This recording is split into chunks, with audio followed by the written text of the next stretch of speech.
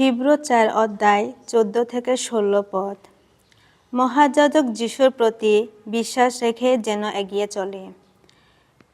কিন্তু আমরা তো পেয়েছি এক বড় মহাযাজককে, যিনি আকাশমণ্ডল অতিক্রম করে গেছেন। তিনি ঈশ্বরপুত্র যিশু। সুতরাং এসো, আমরা যা বিশ্বাস করি অবিচলিত হয়ে তা সকলের সামনে স্বীকার করে চলে।